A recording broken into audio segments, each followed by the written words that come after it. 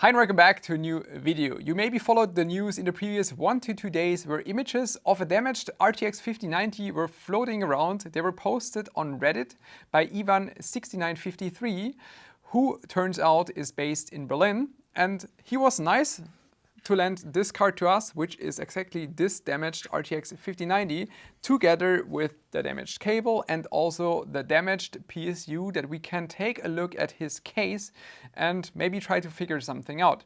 Because coincidence, at the weekend I was testing my RTX 5090 Founders Edition, which we changed in the last video to a water-cooled card, and I was running this card under load and I noticed something extremely concerning, and this was kind of aligning, or it aligned a little bit with what he was observing or what he experienced. That will be a difficult video. Thermal Grizzly Duronaut is our new high-end thermal paste and the successor of Cryonaut. It's even better performing, it is much easier to apply, it is cheaper, and it's much more durable. That's where the name comes from. Especially if you're now maybe considering to buy a new PC, then I would highly recommend that you're looking into this thermal paste. So let's continue with this video. First, we will get to Ivan's case, who posted images of his damaged card cable and PSU on Reddit on Sunday. He described in his post how he was playing Battlefield 5, and he saw about 500 to 520 watts under load. He then experienced a burnt smell and shut down his system. Then he investigated everything and he found his card damaged. So in the first image we can see the damaged card with a damaged 12-volt high power cable. Now if we look at the GPU, we can see one burned spot in the socket of the card. And now what was especially interesting is that also the PSU was damaged. So we can see even more damaged spots on the PSU socket. And of course, if we take a look at the cable, it is also damaged on both sides accordingly. It is also important to me that we don't take this case out of context. It is a single case which we want to investigate, and I want to look at this from an objective standpoint. And objective standpoint is something difficult, especially if you look at some of the Reddit comments, which directly state that it's a user error and that a third-party cable is responsible for this, without having any further information or investigating this, which I don't agree with, and I think it's wrong to do so. I also wanted to figure out who is Ivan and how experienced is he, what is his knowledge?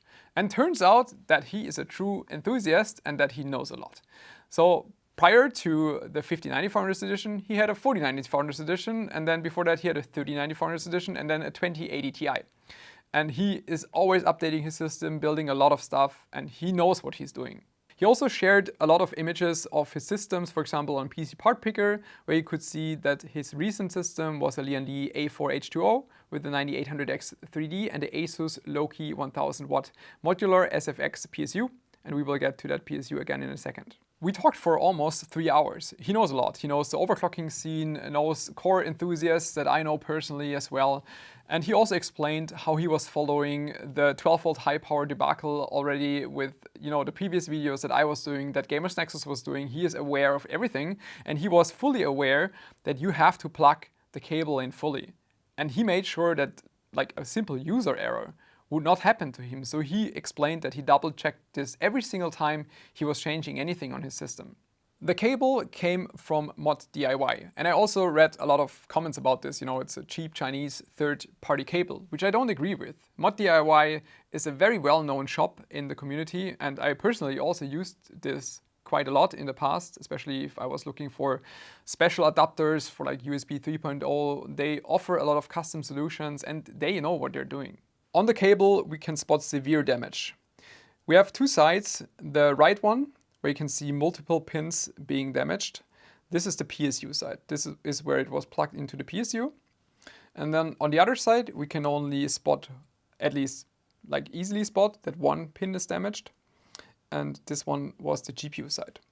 What I found especially interesting is that the cable in between those damaged pins is also damaged by itself. So we can see the sleeving around it melted partially.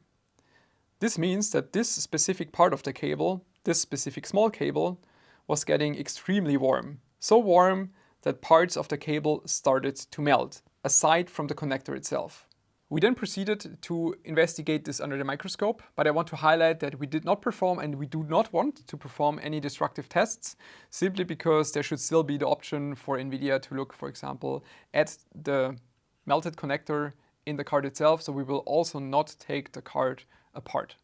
We will go through some of our images, and first we're looking at the GPU side, so that part of the cable that was plugged into the 5090. And here we can clearly see the damaged cable or the damaged connector, but it only seemed to be damaged on one specific pin. If we tilt it a little bit to the side, we can see more parts of the plastic that were damaged or melted. And I assume that when the cable was pulled out, then this part eventually broke off. It probably made good contact with the plastic of the card, probably also melted a little bit there, then was connected, and when pulling it out, it broke off. And it's also important that this specific pin, where we see the damage, was carrying the 12 volts of the card, so not ground. Now looking at the socket in the RTX 5090 was not that easy because, you know, it's an angled connector. Putting this like this under a microscope, that was difficult.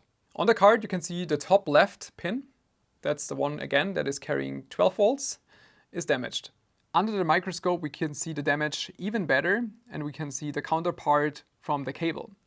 Where you would typically find those square shapes of the connector, of the socket, it is basically only round because there's still a lot of plastic that is still remaining in the socket right now.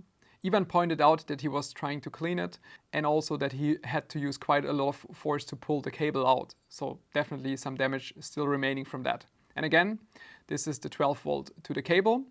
If you look at the 12 volt high power, it is 16 pins, 4 are sense, 6 are 12 volt, and again 6 are ground.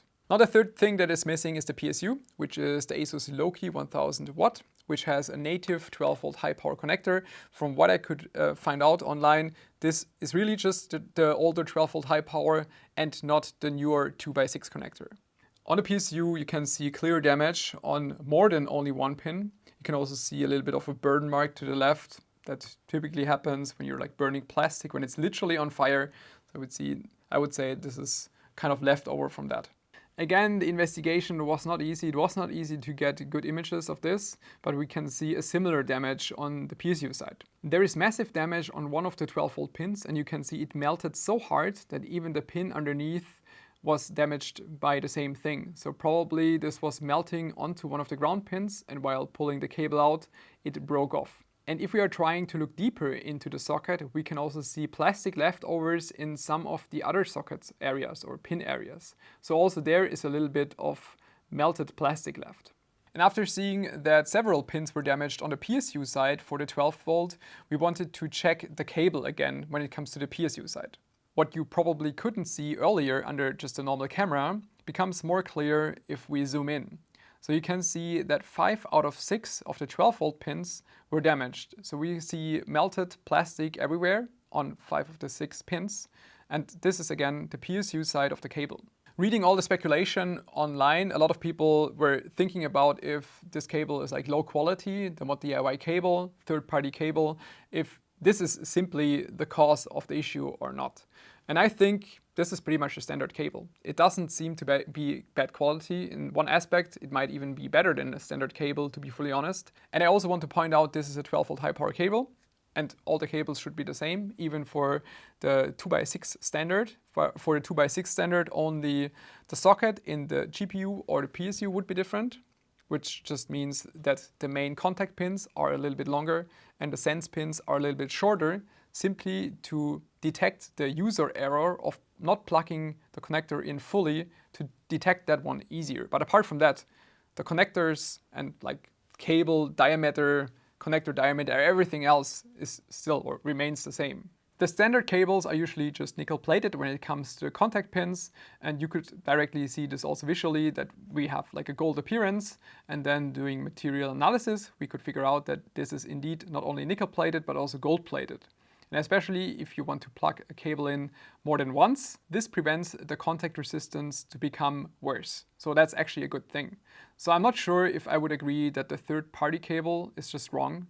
And I would say that this is just normal quality and maybe even a little bit above quality considering the gold plating on the contact pins. Quick edit at this point because I'm currently cutting the video and I received a message from Gramax, who is on my Discord, and he pointed me towards an article from Molex where they were talking about mixing metals in connectors. They specifically mentioned that gold itself would be the ideal case, like gold to gold connection.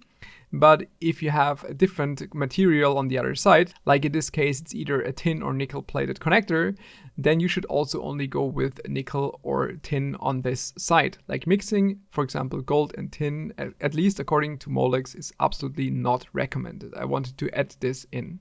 I think we should have an open debate about the entire third-party cable thing in general, because if you think about it, anything that doesn't come with the card itself, and that would be the NVIDIA official adapter, is kind of third party.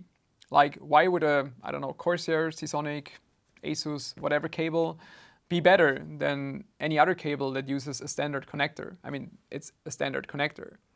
And I think we might have to revisit even the entire thing of, you know, cable mod connector melting.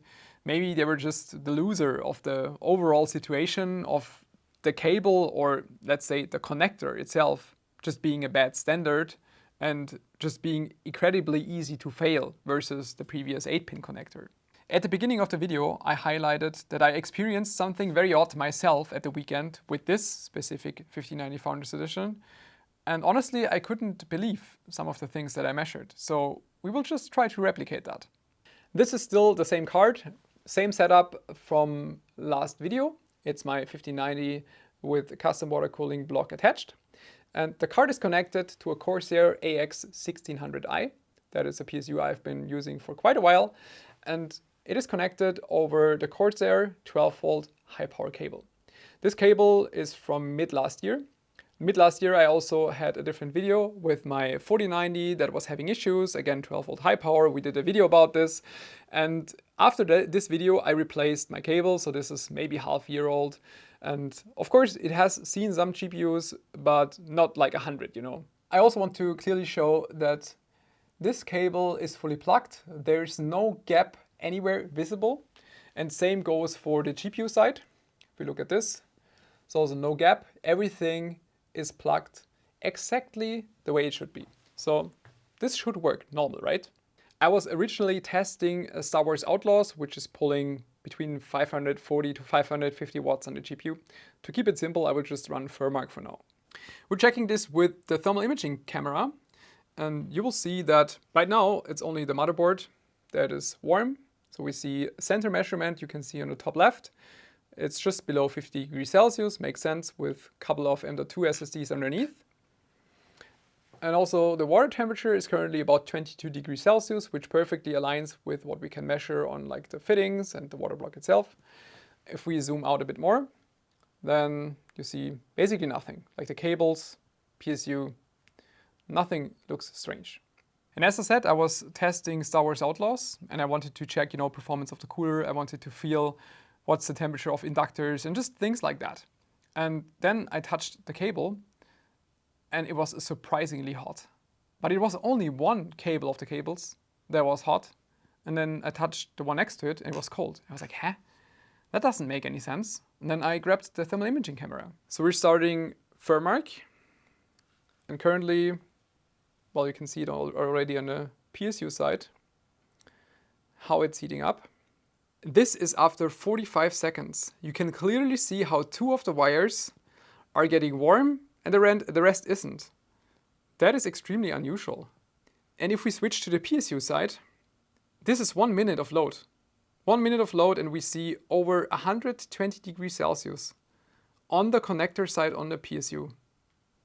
It's difficult to get something this like tiny on the thermal imaging camera, but you can see that it's just those two wires. The rest is staying cold.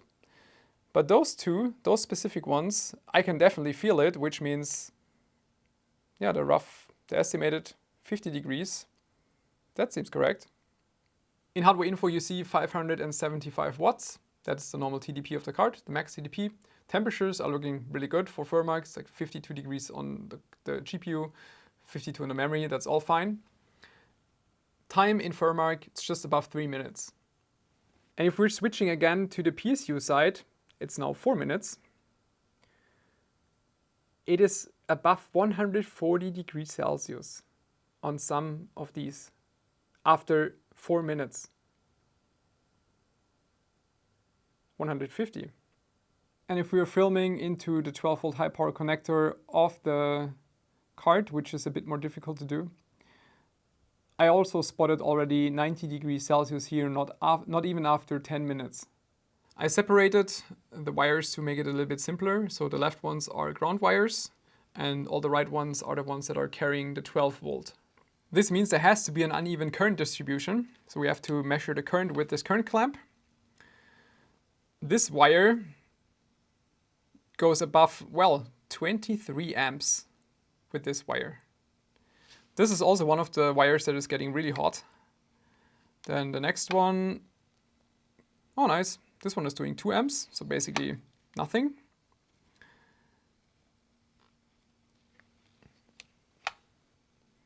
This one is doing 5 amps.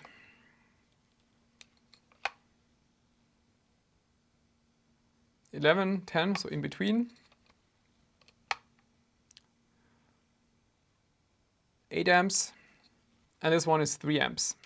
And after seeing this, I kind of thought, okay, this looks extremely similar. Like this looks like a worst case of what is happening to me right now. Because if I'm measuring 22 amps across one of the wires, which should normally carry, I don't know, 6 to 8 amps, then something is absolutely wrong. And that is also the fact, this is nice advertisement for Asus, you know, on the Astral card, they have the per pin sensing, which would directly tell you this, but the Founders Edition can't do it. On the Founders Edition, I mean, we have the connector, which carries 6 times 12 volt, 6 times ground.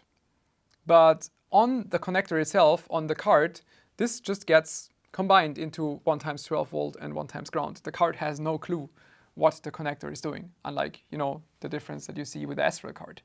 And I think, right here, I had 2 of the wires getting extremely warm, maybe 70 degrees Celsius, carrying over 20 amps. And I think this is like the same case, but it's probably only one wire that carries an even higher current. Maybe this one was carrying 30 amps. That would explain why the wire, like almost the entire wire melted and not only the connectors themselves. And if you think about that, I was seeing 150 degrees Celsius on the PSU side after like 5 minutes, I would guarantee if I run this for like an hour that something would go wrong. I don't want to kill my stuff right now. It's only my only Founders Edition, so that would be not a good plan, but this is absolutely concerning. This is absolutely concerning. The imbalance between the different cables, between the different pins is a huge problem from what I can see. And I will definitely unplug the cable on the PSU side in a second after the video or after this take, so we can inspect if something already melted. I don't think so because it was only this very, very short time, but this could be a problem. So currently, still seems undamaged, luckily. I don't want to recap all the specs and the issues that the 12-volt high power connector probably has. We already did an extended video about this last week, which you can happily watch if you want to. I just want to express that with the 5090, those things probably just became a lot worse. If you think about the connector was spec'd for 660 watts and NVIDIA is using it certified for 600 watts. Between 600 watts and the 575 of the TDP, we're talking about 4% difference.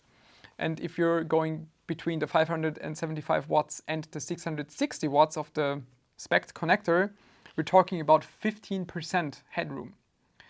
For the 4090, it was still 46% headroom. So the headroom just became a lot less, a lot less. And you know, if I'm every time reading this, it's just a user error thing. We're building stuff for the DIY market. You have to make sure that they are working reliably in the DIY market. And 15% headroom is probably simply not enough. And on my case, there is no user error. I tried to plug this in correctly. Everything. I tried to reseat it, you know, plug it as hard as I can. Are you telling me that 150 degrees Celsius on the PSU side and 90 degrees Celsius on the GPU side within 5 minutes, that is normal, or it is a user error? Doesn't make sense to me. Now think about the RTX 4080. The RTX 4080 is perfect for one of these connectors. The 4090 and the 5090, it should use 2. Then you would have sufficient headroom. Because going back to the user error scenario, why would all the 4090 users not make those mistakes? if you're claiming that this is a pure user error thing, why don't we see the cases on the 4080? It is because the 4080 is just carrying a lot less power, same for the 5080. But with this kind of power draw, one connector is simply not enough. And it's really unfortunate that we can't see any kind of learning curve from NVIDIA. We will stay on the topic, but right now, extremely concerning. Thanks for tuning in. See you next time. Bye-bye.